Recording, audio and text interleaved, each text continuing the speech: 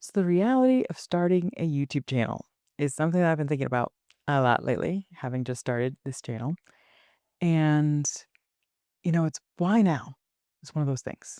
And first of all, I have been inspired by a lot of other people out there on YouTube. One of the main holdups, I think, for me has been there are gazillions of people on YouTube. Like, why me? Why do I think I have anything special? Why do I think I have anything extra to say? And eventually, I just like, I don't know. I don't care. I don't care anymore because I look at other people doing it and I look at them and I think, if they can do it, I can do it too. And I've found some people, especially in their 40s and 50s, in their channels, and they are just inspiring.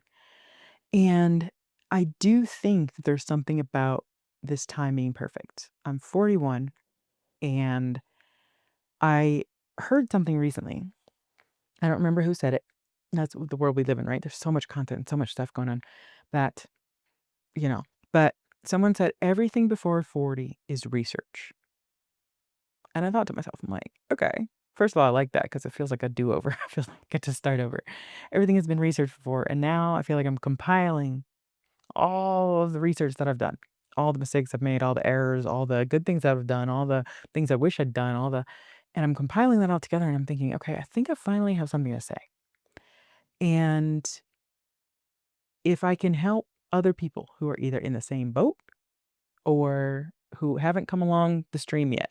They're getting to this point. But if I can help other people by sharing my experiences, then why not start a YouTube channel? Why not go for it, right? There's other people that will have lived similar lives to me, but no one's lived my life. So all I can do is try to be of service and share. So that was kind of the swirling all these thoughts together that got me to finally be like, okay, I'm gonna do this. Um, there's also I started on January 1st of 2026, and it's something that had been in my mind, thinking about it for a while, and I was focusing on the negative. Why didn't I start one years ago? What if I had started a YouTube channel when I first started traveling in 2018? That would be more interesting. I could have done all these travel videos, and I could have shared snippets of my life as it was actually happening, and I could have, would have, should have, all that.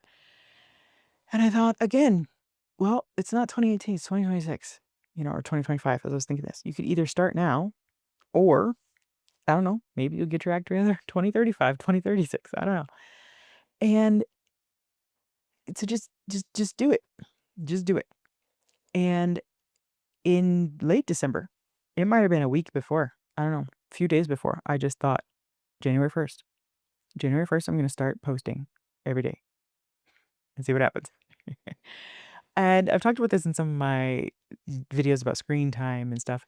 It is so important for my brain and the way that it works to give myself parameters, to give myself like strict, because I don't have any supervision. I'm just a 41-year-old woman out here traveling all over the world. No one is checking in on my habits and my like keeping me on track.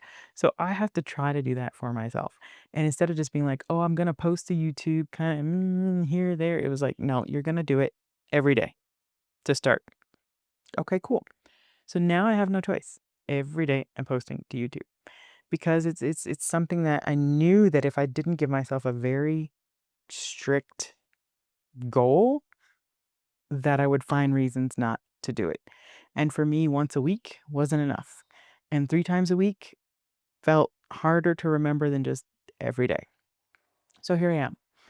And I had no experience really. I don't like video. I'd prefer not to be on video, but such is the nature of YouTube. So I do have some experience with podcasting. I created a podcast several years ago, same name, Live, Work, Travel, and I talked about my freelancing experience and digital nomading and things like that. And that was absolutely painful at the time. I hated the sound of my own voice. I mean, I'm still not a big fan. I hated just every time I would sit down to record, it would just feel like, what are you talking about? You don't have anything to say. People have heard this already. People know this. So I went through that agony with the podcast, but I kept it up for a year and a half, maybe. I got to 70 episodes. And all of a sudden one day I was done. I was like, that's done. Now back then I didn't know I was neurodivergent either. So I have something for a while, I have a hobby, I have an interest, and then I am done. So now, but I had that equipment. I have my little or microphone thing, thing. I'm so technical. And I have my phone and I have a little tripod. So I thought you don't need much for YouTube. You don't need much. And again, inspired by some of these other people that I've seen in their 40s and 50s who are just doing this. They're talking to the camera and sharing their experience. That was another key point for me. I thought, I'm just going to start with talking head videos. I don't know how the channel will evolve, but for right now, I need to just talk to the camera because if I get lost in the archives of going back through my travel footage and my pictures and trying to tell stories with that, I'm like, listen, child, I have over 85,000 videos. I don't know. Photos, videos, everything. That is a whole project getting that cleaned up. And I'm sure I'll weave some of that in as I go. But I'm like, for the beginning, you just need to start. And the simplest way to start is to sit down on your couch, put the camera on, and talk. And you will get better over time. You'll learn things over time, all that over time. So that was the second thing. Just picking a goal, how often I'm gonna upload, and what kind of video I'm gonna make, and getting going. The next thing I had to deal with was appearance, right? Oh, I don't know. How am I gonna look on camera?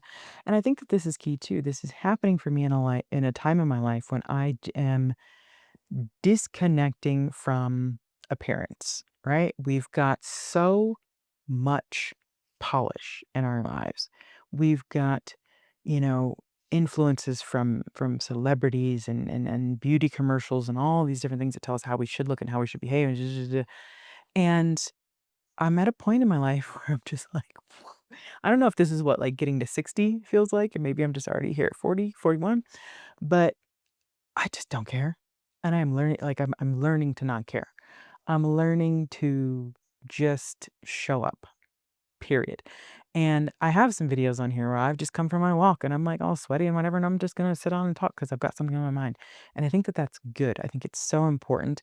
This is part of my journey as a woman, which I will post some more on later, of just disconnecting from appearance, like just being the way that I am in my house and talking to someone on the internet. Because I think we've gone a little bit crazy with over polished, over beautifying everything to the point where real life then starts to look weird. And it's like, no, no, no. Real life is real life. The uber polished, the uber edited, the uber filtered it's too much, at least for me. So I chose not to do it. I'm like, I'm gonna sit down in front of the camera in whatever I've got on and however I look. Yes, I'm gonna try and, make yourself look a little bit better, but like not worry about it so much. Just not worry about it so much. So that has been key.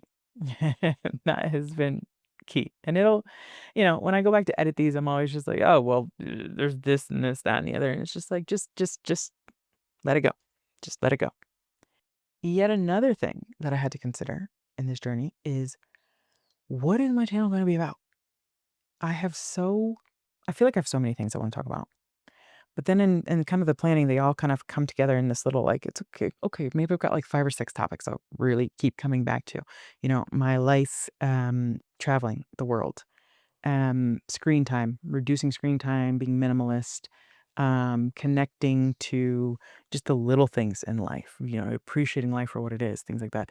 There's things that come kind of around this little I don't know. I'm doing this little. They all come towards this little ball or kind of this little this circular theme. They all fit together, and it's hard because the advice you find says to niche down and to pick something and to do something and to and it's also like your audience will tell you what they want, and it's funny because when you start, you don't have an audience, so no one's watching these videos right now. Like I'm putting these videos out, no one's watching these videos. And so there is no feedback early on. So I thought to myself, instead of trying to figure out what other people want, I think I'm going to learn more on my own by just sharing. And I think that I'm going to figure out what feels natural to talk about, what I can talk about over and over. And then eventually down the road, when there's some views and stuff, if people will have their input as well. But I think that if nobody watches these videos, let's say it's 10 years from now and this video has 2 views, I don't think I'll care. Like I think that it's partly creating is a two-way street, but I think the creator gets a lot out of it as well. Like, I am getting to process things and share my thoughts and think about things. Like, if it was not for making this video, I don't think I would sit down and reflect on these things in quite the same way. For better or for worse, to be reflecting to a camera to then put that out on YouTube for like anyone in the world to see. Good idea, bad idea? I don't know. We'll see. But it's a process. Like, it reminds me of when I got started with freelancing. Everyone said to niche down. You've got to pick a certain thing. You've got to be known for a certain thing. You've got to work in a certain lane. And I think that that's very valid to an extent. But I also think that we are human beings and we can't necessarily be contained in just a lane. So I am going to do my best to keep this channel here instead of here, but I'm a person, right? And there are all these thoughts swirling in my head, just like you watching this. I'm sure you think about just a wide variety of things. And I think that somehow with social media and with creating and putting things out there and with the obsession, I think too, on monetization and growing, that sometimes it keeps us from experimenting and exploring. And that's what I feel like these early days are for this channel for me. It's like I don't really know where this is gonna go, but I don't feel like I would ever have the chance to see where it's gonna go if I never turned on the camera and started. So there's probably other people talking about this. That's the hard thing too with these massive platforms. You sometimes can't find the content you want to see, but I think this is what this January has been for me. I think today's the I don't know what today is. But it's experimenting in real life. It's experimenting live. It's just trying something and perhaps failing publicly, but trying. I think that every day when I sit down, the more that I talk to the camera, I'm gonna get better at it. The more that I think out, what I want to say, I'll get better at it. The more that I talk about different themes, I'll figure out which one rises to the top as like, okay, this is really kind of what I'm about and what I'm sharing. But if you're thinking about starting a channel, I would say be aware of that in the early days. Like it's weird. It is weird and awkward and strange. But it's all for me, I'm thinking it's part of the journey. There's no way to get to this feeling normal without going through this period where this feels strange. Speaking of strange, one more thing with starting a new channel. The absolute agony of not wanting anyone to see this, but also seeing 0 views is a thing. It's funny. Um, I put out the first couple. I didn't know what was gonna happen. I just didn't know what was gonna happen. And I had watched a bunch of stuff beforehand, and people are like, you gotta get through those early days. Nothing's gonna be happening." Um, and it's nice because as I'm doing this, I'm also in the January challenge I created for myself, which is to not consume, but to create. So I'm not allowed to go on YouTube and be like, what's happening with my early days channel?" I'm just not. I'm just putting stuff up and putting it out there. But it was funny because the first day, you put your videos up and nothing happens. No one sees it. It's like, oh, thank goodness, because that was probably terrible. And the next day, put it up. Phew, nobody's watching this. And then it kind of calmed down. It was like, okay, cool. I'm just putting these out there. Nobody's watching them, but this is good practice. I guess I hope what they say, practice makes perfect every day. I'm getting a little bit better, all that kind of thing. And then it got to like day 10 and it's like still no views. And it's like, this is worthless. This is garbage. This is, all the self doubt and all this stuff comes in. Um, but again, it was good that I'm not allowing myself to go look on YouTube and be like, "What's wrong?" It's just like, "Oh, yeah, no, 10 days. YouTube's got like a billion videos uploaded an hour, something ridiculous." Of course, no one's watching. It's okay.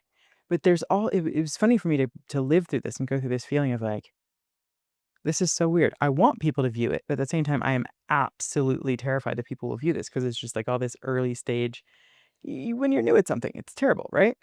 And then I would say maybe day 14, 15, 16, like people started to view, and I'm talking like 2, okay? Nothing crazy. But it's like, okay, this video has 2 views. This video has 5 views. This video has 6 views or whatever. I don't think it'll have over 6 views anywhere. But it's terrifying. It's terrifying, and I'm like, "Who are those people? Are they random people? Or God forbid, are they, like, people I know?" That's horrible, like, I don't want any of my friends watching this, I don't want anybody watching. But it's just been funny to watch all the it's almost like a YouTube meditation in a way. You know how they talk about meditation, you're supposed to just watch your thoughts go by? Well, it's been interesting to watch them go by with YouTube. I will say, though, that it's nice in the early days when no one's watching because I do feel a lot of peace uploading. It's just like, "Yeah, whatever. Yep, whatever. Yep, whatever. Upload. Do. Go about my day. No one's gonna see this."